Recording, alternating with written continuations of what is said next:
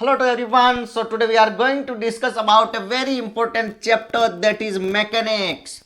What is mechanics?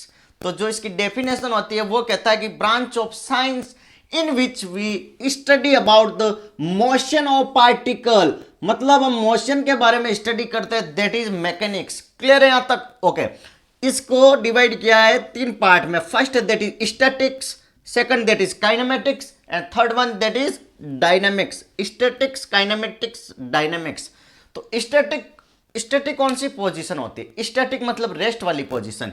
तो इसमें क्या होगा कि ऑब्जेक्ट एट रेस्ट, कोई भी ऑब्जेक्ट अगर रेस्ट में है, एक जगह पर पड़ी हुई है, दैट इज स्टैटिक्स। मैं ऐसे खड़ा हूं, दैट इज स्टैटिक्स। अगर मैं मूव कर रहा हूं तो मैं मोशन में आ जाऊंगा। ठीक है, टाइम के साथ अगर मेरी पोजीशन चेंज हो रही है तो मैं मोशन में आ रहा हूं, वही तो होता है। स्टैटिक मतलब टाइम चेंज होता जा रहा है लेकिन ऑब्जेक्ट एक ही जगह पर पड़ी है, दैट इज रेस्ट पोजीशन। तो स्टैटिक्स क्लियर हो गया कि ऑब्जेक्ट एट रेस्ट।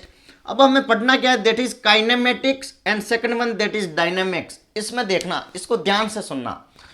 काइनेमेटिक्स क्या होता है कि स्टडी ऑफ मोशन। हम मोशन की तो स्टडी करते हैं बट कोज ऑफ मोशन को स्टडी नहीं करते हैं। और कोज ऑफ मोशन, जिसके कारण मोशन हो रहा है, वो क्या होगा? That is force. फोर्स के बारे में हम स्टडी नहीं करते, दैट इज काइनेमेटिक्स। क्लियर है? और डायनेमिक्स क्या होता है कि in which we study of the motion with considering the cause of motion. Cause of motion को भी पढ़ते हैं, मतलब हम फोर्स के बारे में स्टडी करते हैं। काइनेमेटिक्स में हमें कॉज ऑफ मोशन, फोर्स से कोई मतलब नहीं है, इसमें फोर्स नहीं आएगा।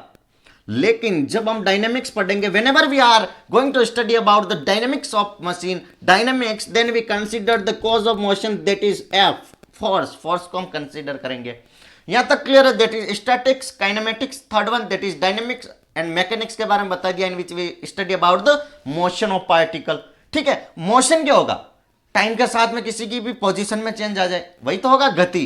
ओके, अब हम आएंगे इसके बाद 1 2 3, one dimensional motion, to dimensional motion, three dimensional motion.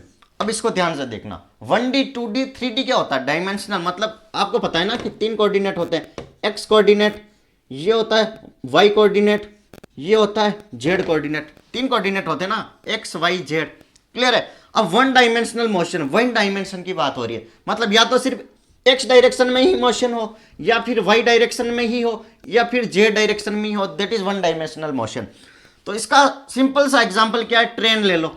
ठीक है, ट्रेन वैसे एक ही डायरेक्शन में तो मूव करती है, सीधी पटरी पर। एक डायरेक्शन में अगर कोई स्ट्रेट लाइन में जा रही है, ये ले लो पटरी, इसके ऊपर ट्रेन जा रही है, पूरा रास्ता एकदम स्ट्रेट लाइन है, तो ये हो गया that is one dimensional. Whenever motion is only in one direction. Second that is two dimensional motion, whenever motion is in two dimension, two direction, मतलब एक्स में भी होगा साइमल्टेनियसली, वाई में भी होगा, that is two dimensional motion, that is two dimensional motion. तो rotation, revolution of earth, earth क्या करती है? सूर्य के चारों ओर चक्कर लगाती है। तो ये मान लो दैट इज सन। ठीक है, ये है अपनी एक्स डायरेक्शन, ये है अपनी वाई डायरेक्शन। तो अर्थ है कैसे रिवॉल्व करेगी? ऐसे, मतलब एक्स और वाई दोनों डायरेक्शन को कवर कर रही है ना, that is two dimensional motion, that is two dimensional motion. अब आते हैं हम, that is about the third dimensional motion, 3D। 3D में क्या होता है कि मान लो कोई भी गैस निकली है, कोई भी सिलेंडर फटा, उसमें से गैस लीक हो गई, तो गैस ऐसे तो नहीं है सिर्फ ऐसे ऐसे जाएगी, ऐसे पूरे कमरे में फैल जाएगी ना। और कमरा क्या होता है? 3D में होता है, एक्स वाई हाइट भी तो होती है, और जेड ये वाली तीनों एक्सिस। तो जो गैस लीक होती है ना, वो तीनों डायमेंशन में होगी। और एग्जांपल बताऊं, एरोप्लेन, एरोप्लेन हवा में उड़ता है, ऊपर उड़ता है वाई डायरेक्शन, ऐसे भी जाएगा एक्स डायरेक्शन। ठीक है, और इसमें ऐसे रोटेट भी करता है, मतलब एक्स वाई जेड तीनों डायरेक्शन में चलता है, दैट इज एरोप्लेन का मोशन।